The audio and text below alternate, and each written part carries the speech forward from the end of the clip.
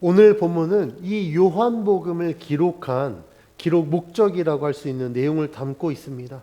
우리가 요한복음을 시작할 때 요한복음이 다른 복음서와 다른 내용으로 전개되었다라고 말씀드렸습니다. 그래서 마태, 마가, 누가, 요한 이 네 가지 복음을 통틀어서 이야기할 때는 사복음서라고 이야기하고, 이 마태, 마가, 누가 이 세 복음은 공통된 관점에서 기록되었다라고 해서 공관복음서라고 이야기하고, 요한복음은 따로 분류해서 이야기합니다. 왜냐하면 이 마태, 마가, 누가 이 세 가지 복음서와 요한복음은 관점이 다르기 때문에 그래요.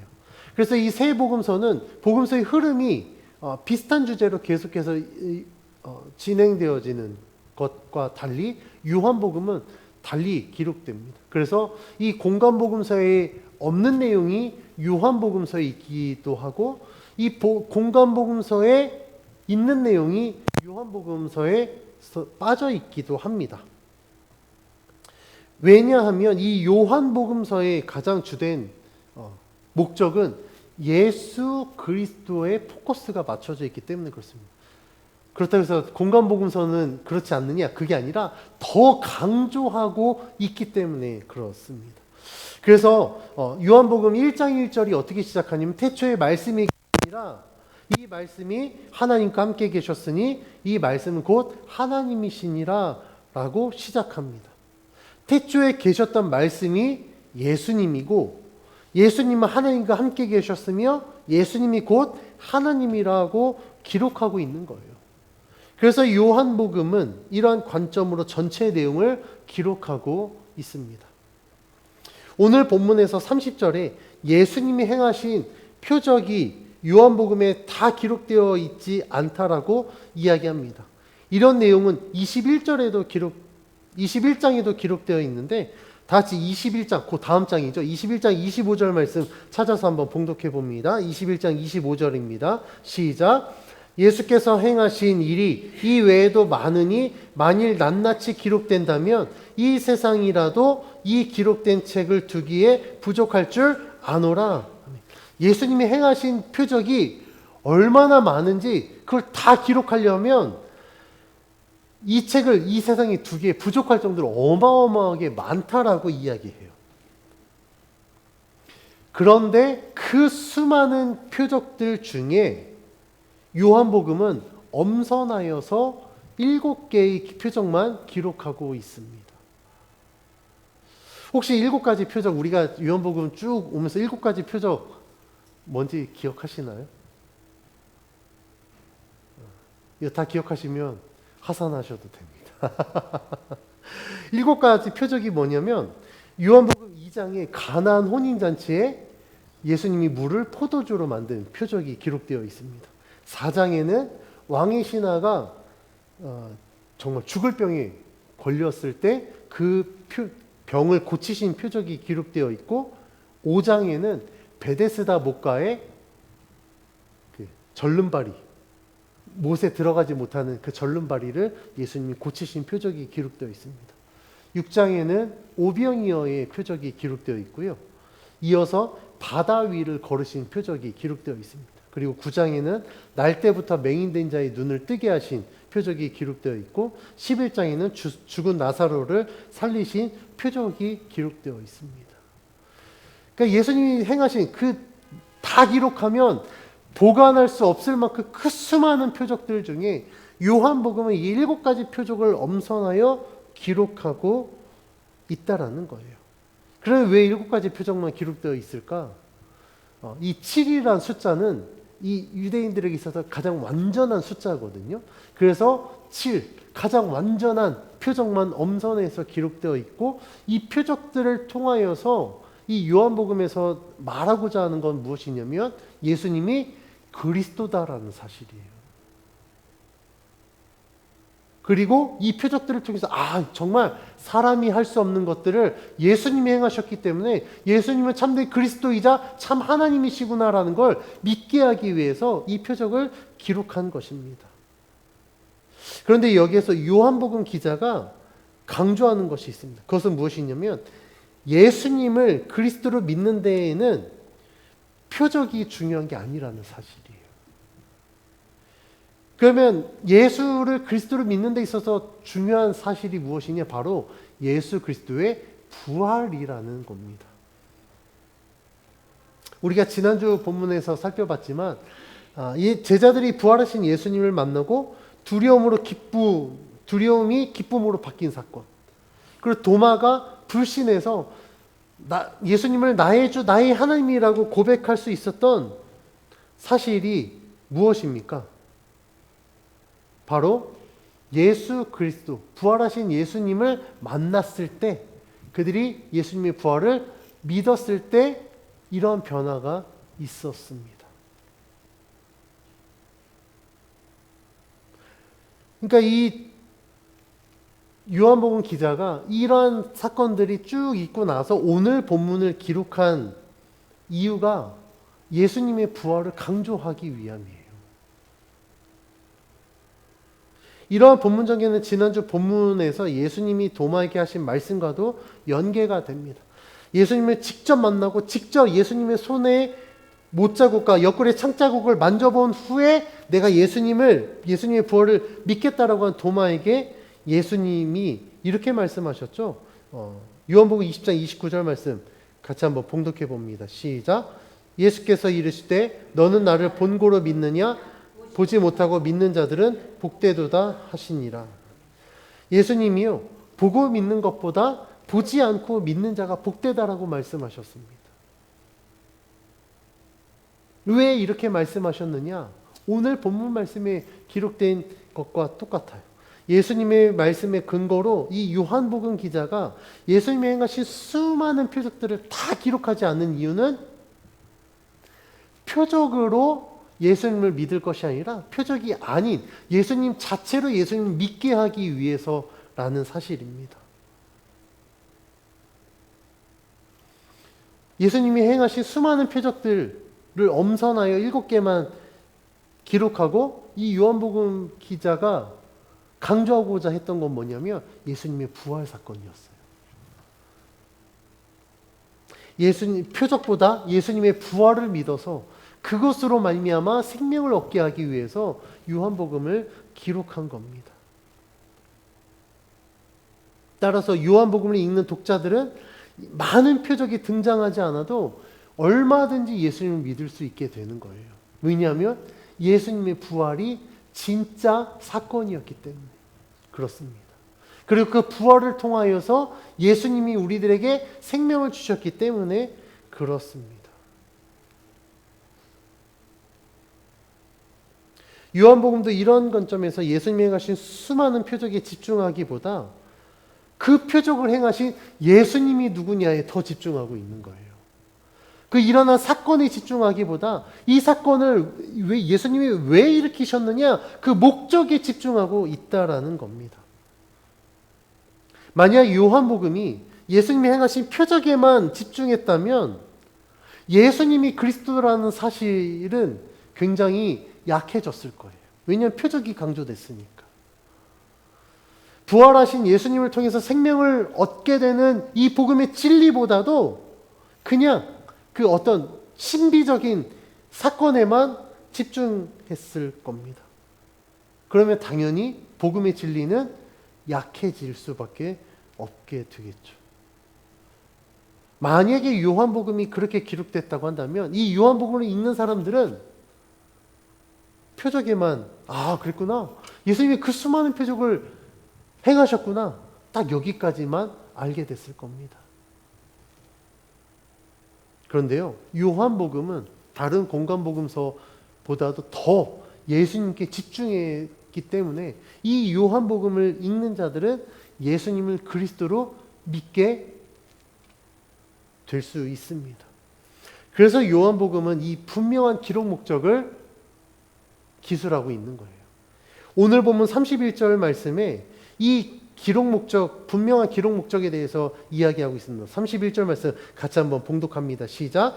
오직 이것을 기록함은 너희로 예수께서 하나님의 아들 그리스도이심을 믿게 하려 함이요 또 너희로 믿고 그 이름을 힘입어 생명을 얻게 하려 함이니라. 아멘.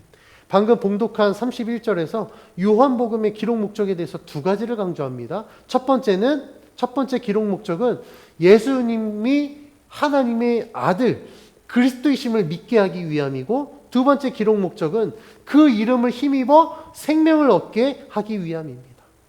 첫 번째 예수님이 하나님의 아들 그리스도이심을 믿게 하기 위함은 하나님의 구원이 이전에는 유대인들, 혈통적으로 아브라함의 후손들에게만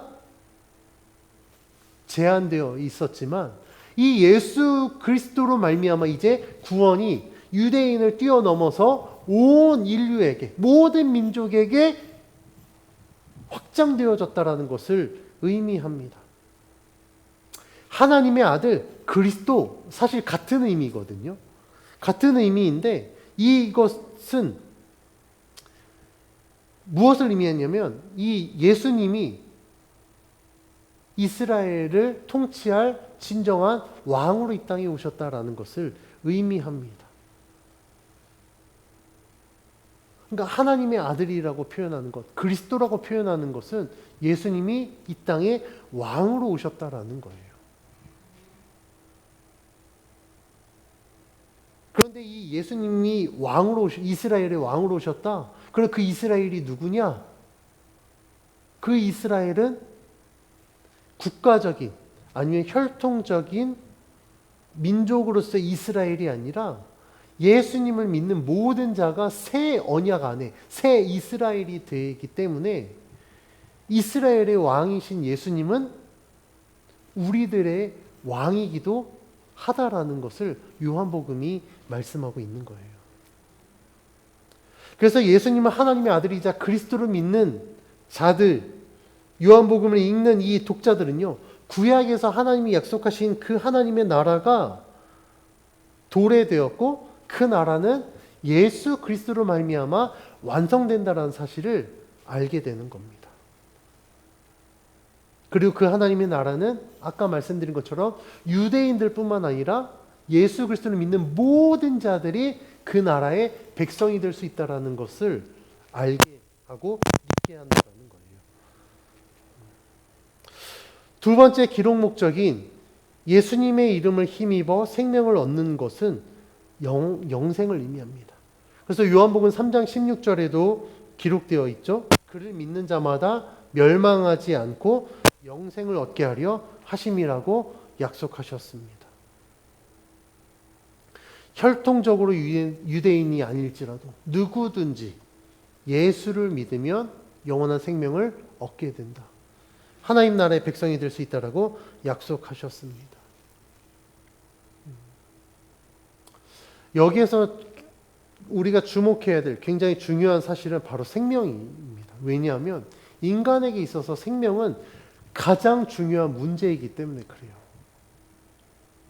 그렇죠? 여러분들에게 있어서 여러분들의 생명은 굉장히 중요합니다. 왜냐하면 우리가 왜 살아갑니까? 우리가 살아가는 이유는 생명 때문에 살아가는 거예요. 그렇죠? 여러분들 왜 살아가십니까? 살려고 사는 거죠. 뭐. 우리가 왜 돈을 벌죠? 잘 살려고 돈 버는 거예요. 건강하게 살려고 돈 버는 겁니다. 왜 운동합니까? 동일하게 건강하게 살려고. 왜 취미 생활하죠? 그 취미 생활을 통해서 내 삶의 만족도를 높이려고 사는 거예요. 그런데 열심히 돈을 벌고 열심히 취미 생활도 하고 열심히 자기 개발을 위해서 열심히 하는데 만약에 그 사람에게 생명이 없다고 한다면 아무런 의미가 없는 거예요. 그만큼 우리들의 삶에 있어서 생명은 굉장히 중요합니다. 그런데 이 생명은요, 두 가지 생명이 있다는 걸 우리는 알아야 됩니다. 첫 번째 생명은 육신의 생명이고, 두 번째 생명은 영혼의 생명이에요. 근데 세상 사람들이 이 영혼의 생명을 알지 못합니다. 그러니까 생명이 하나잖아요. 육신의 생명 하나니까 이 하나의 생명이 그냥 올인하는 거예요. 근데 예수 믿는 우리는 아닙니다.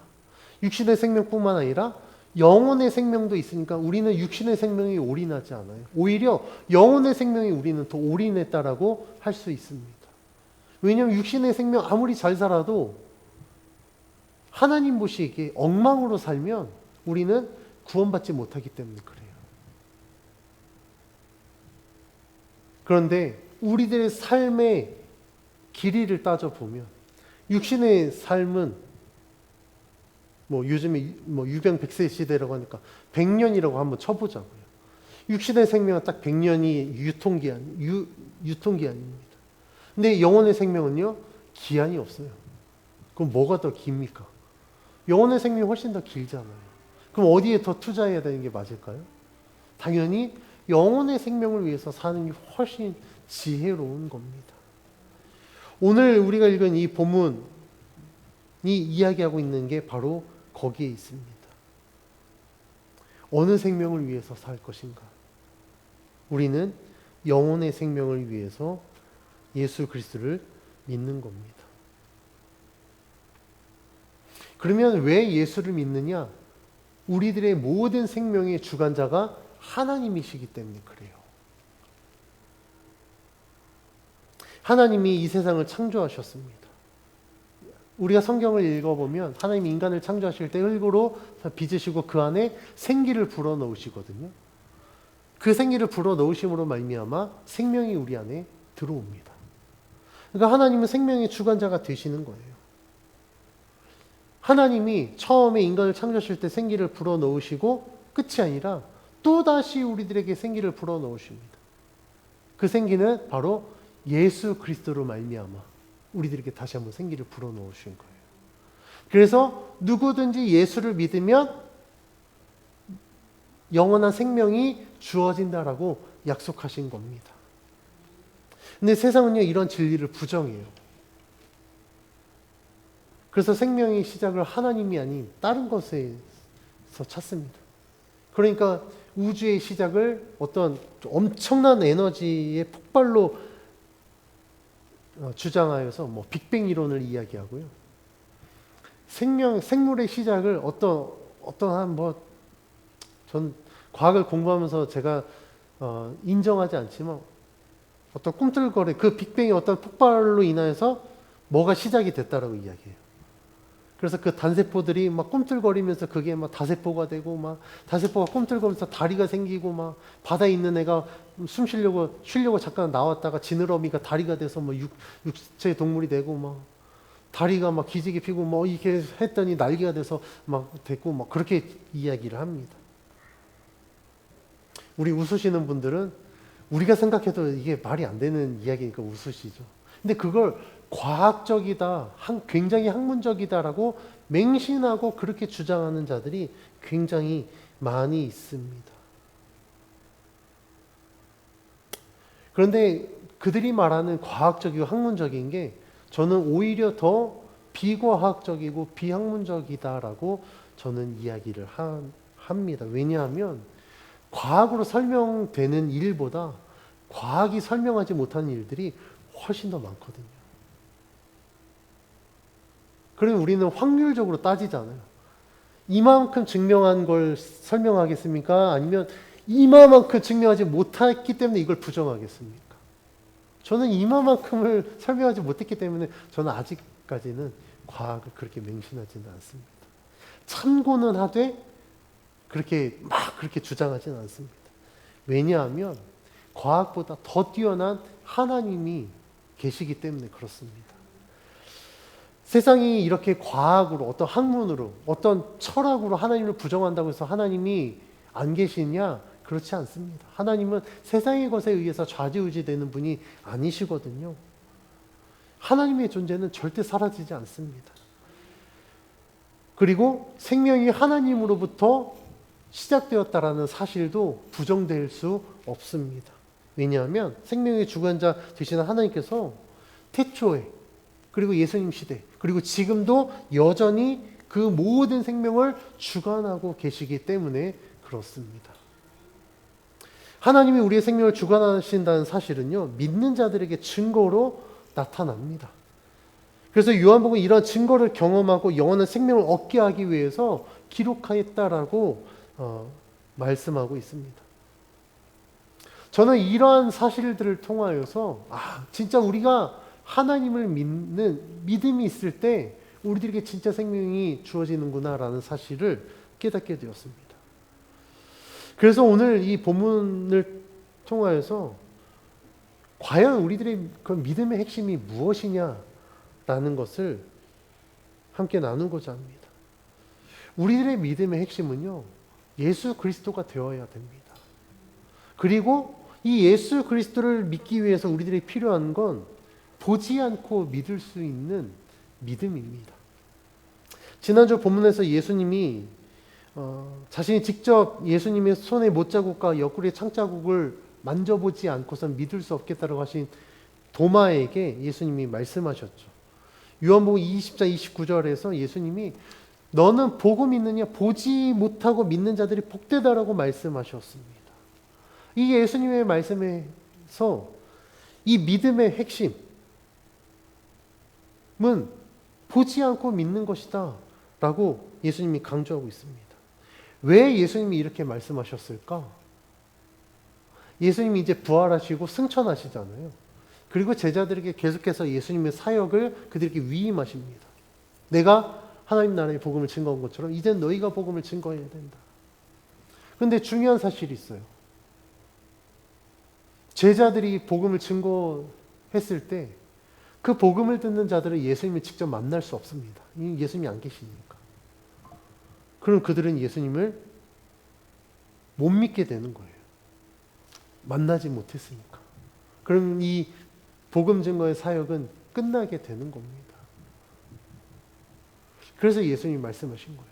앞으로 계속해서 복음은 증거될 것이고 그 복음을 믿고 생명을 얻게 될 것인데 그렇게 믿게 될 자들은 보지 않고 믿는 자들이 될 거다. 그러니까 나를 직접 만나서 나를 직접 보고 만나고 만져서 믿는 자들도 믿겠지만 그렇게 믿는 것보다 앞으로 제자들을 통하여서 보지 않고 믿게 될 자들이 훨씬 더 복되다라고 예수님이 말씀한 겁니다.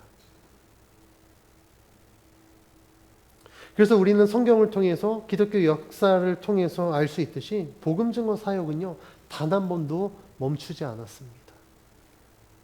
초대교회 사도들을 통해서 복음이 증거되었을 때 이 복음이 예루살렘을 넘어서 온 유대 사마리아 땅끝까지 증거되었고 그 덕분에 지금 우리도 예수님의 그 복음을 믿게 되었습니다. 이 모든 일들이 가능할 수 있었던 이유는 보지 않고도 믿을 수 있었기 때문에, 그리고 보지 않고 믿었을 때 그 믿음이 실제로 확실한 증거가 되었기 때문에 가능했습니다. 그러면 어떻게 보지 않고 믿을 수 있었을까? 그 중심에는 성령 하나님이 계셨습니다. 그러니까 예수님이 제자들을 떠나면서 제자들에게 약속하신 것이 있었죠. 그게 바로 보혜사였습니다. 내가 너희에게 보혜사를 보내주겠다. 그러니까 예수님의 육신은 떠나 있지만 하나님의 영신 성령이 여전히 믿는 자들과 함께 하시기 때문에 예수님이 하셨던 사역과 똑같은 역사가 계속해서 이어질 수 있었던 거예요. 성령을 통하여서 수많은 역사들이 있게 되었습니다. 예수님이 말씀하신 대로 제자들이 마가의 다락방에서 열심히 기도하였을 때 성령이 그들에게 강림하였습니다. 성령이 강림하고 나서 제자들에게 예수님이 하셨던 똑같은 일들이 일어나게 돼요. 성령 강림 사건 이후에 그 베드로가 솔로몬 행각에서 설교하거든요.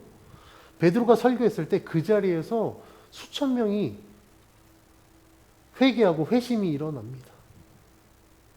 베드로의 능력이 뛰어났을까요? 며칠 만에 베드로가 막 어마어마한 능력을 가져서 그게 가능했을까요? 아니요. 베드로는 똑같은 베드로였어요. 베드로의 말주변이 막 며칠 만에 엄청나게 막 말주변이 좋아서 가능했던 게 아니라 성령이 역사하셨더니 그 모든 일들이 일어나게 된 겁니다. 예수님이 병자들을 고친 것처럼 똑같이 베드로와 요한이 성전 미문에 있는 안진뱅이에게 복음을 전했을 때 그가 일어나서 걷고 뛰고 삶이 회복된 역사가 있게 되었습니다. 이 모든 일들이 가능할 수 있었던 이유는 성령이 역사하셨기 때문에 그렇습니다. 이러한 성령의 역사는요, 성경을 통하여서도 동일하게 나타납니다. 우리가 성경을 읽고 그 성경 말씀을 믿었을 때 성령은 우리 안에 역사하십니다. 왜냐하면 이 성경이 성령을 통하여 기록되었기 때문에 그렇습니다. 그래서 디모데후서 3장 17절 말씀에 모든 성경은 하나님의 감동으로 된 것으로 라고 시작합니다. 모든 성경은 무엇으로 시작됐다고요? 하나님의 감동으로 된 것으로 교훈과 책망과 바르게 함과 의로 교육하기에 유익하다라고 기록하고 있습니다. 그래서 그것을 통하여서, 그러니까 성령으로 말미암아 기록된 성경을 읽었을 때 성령이 그것을 깨닫게 하셔서 그 성경을 읽는 사람을 하나님의 사람으로 온전하게 하고 선한 일을 행할 능력을 갖추게 한다라고 디모데후서 3장 16절 17절은 말씀하고 있습니다. 그러니까 똑같이 기록했던 그 내용이 읽는 자들에게도 일어날 수 있는 이유는 성령이 역사하시기 때문에 그래요. 그래서 보지 않고서도 우리가 믿을 수 있는 이유는 지금도 성령이 역사하시기 때문에 그렇습니다. 그래서 우리는 오늘 본문을 통해서 믿음의 핵심이 무엇인지 함께 살펴봤습니다. 우리들의 믿음의 핵심은 예수 그리스도입니다. 우리의 믿음이 예수 그리스도로 말미암았을 때 하나님의 구원이 완성되고요. 예수 그리스도로 말미암았을 때 하나님 나라가 이루어집니다. 왜냐하면 주님이 하나님 나라를 통치할 왕으로 이 땅에 오셨기 때문에 그렇습니다. 그래서 요한복음 기자는요, 이 요한복음을 읽는 모든 사람들이 요한복음을 통하여서 예수님이 하나님의 아들이신 것과 그리스도이심을 믿게 하고 또 그 이름을 힘입어 생명을 얻게 하기 위해서 기록했다라고 말씀하고 있습니다. 그래서 이 요한복음을 읽고 있는 우리도 동일하게 예수를 그리스도로 믿게 되는 겁니다. 우리의 믿음의 핵심이 예수 그리스도여야 되는 이유는요, 예수님이 아니면 우리의 믿음은 절대 완성될 수가 없습니다. 교회를 다닌다고 해서 다 믿는 사람이 될 수 없습니다. 교회 다니는 사람들 중에서도요, 믿음 없이 교회 다니는 사람들 굉장히 많이 있습니다. 어떤 사람이 예수를 믿는 게 아니라 그냥 자기 자신을 헌신해서 그냥 교회에서 이루어지는 일들, 사역에 굉장히 열심인 사람들이 있습니다. 어떤 사람은요, 담임 목사가 믿음의 핵심이 돼서 그 담임 목사 때문에 교회를 다녀요. 그래서 한국교회 담임 목사님이 은퇴하거나 여러 가지 이유들로 인해서 담임 목사가 교체되고 나서 그 교회가 굉장히 많은 홍역을 치르는 경우가 허다합니다. 어떤 사람이 조직이 자신의 신앙의 핵심이 돼서 그 교회 안에서 그냥 사람들하고 어울리고 그 사람들하고 함께하는 게 좋으니까 그냥 그게 신앙의 근원이 되는 사람들도 많이 있습니다. 이런 사람들, 교회 출석하고 예배드리고 교회에서 행하는 일들을 하니까 그리스도인인 것 같지만 그렇지 않아요. 왜냐하면 그들의 모든 삶과 그들이 행하는 모든 일의 핵심에 예수 그리스도가 빠져 있기 때문에 그렇습니다. 예수님 없이 얼마든지 예배에 출석할 수 있고요. 예수님 없이 교회에서 이루어지는 일들 할 수 있어요. 심지어는 교회들이 이제 좀 있으면 여름 되면 이제 코로나 풀렸으니까 단기 선교라고 해외 나가거든요. 저도 그런 비전 트립 기획하고 인도도 해봤지만 이름은 선교인데 선교 없이 그냥 해외에 그냥 갔다 오는 사람들이 너무 많아요. 너무 안타깝습니다. 근데 우리가 왜 예수를 믿느냐, 왜 믿어야 되느냐, 진짜 믿음이 뭐냐에 대해서 우리는 진지하게 고민해야 됩니다. 진짜 복음을 전하는 일, 진짜 예배, 진짜 신앙생활에서 예수님은 빠질 수 없습니다. 왜냐하면 예수님이 우리의 믿음의 시작이자 핵심이기 때문에 그래요. 우리의 믿음, 하나님께 드리는 예배, 우리가 복음 증거하는 모든 일들이 예수 그리스도로 말미암아 이루어지기 때문에 그렇습니다. 그래서 우리의 믿음이 진짜인지 아닌지 점검할 때에는요, 예수님이 있냐 없냐를 가지고 점검해 보면 됩니다. 내가 예배를 드리는데 예수님으로 말미암아 예배를 드리지 않는다면 그건 예배가 될 수 없습니다. 내가 전도를 한다고 하는데 전도에 있어서 예수님은 빠졌고 그냥 교회를 소개하고 담임 목사를 소개한다. 그거는 교회 홍보는 될 수 있을지 몰라도 전도는 될 수 없습니다. 예수님 없이는 우리의 믿음이 완전할 수 없고 하나님 나라가 완성될 수 없습니다. 오직 예수 그리스도가 함께할 때 우리들의 믿음이 완성되고 우리들의 구원이 완성될 수 있으며 하나님 나라가 온전히 이루어질 수 있습니다. 그래서 저는 우리 도안발견교회 성도님들이 정말 예수로 말미암아 살아가고 정말 예수님 때문에 모든 것들을 이루는 진짜 성도가 되길 주의 이름으로 축원합니다. 그래서 앞에도 제가 예수님 강조했잖아요. 예수님 안에서 예수님 빠지면 우리는 그리스도인이 될 수 없습니다. 그러니까 교회 출석하는 교인은 될 수 있겠지만 하나님 나라의 백성은 될 수 없습니다.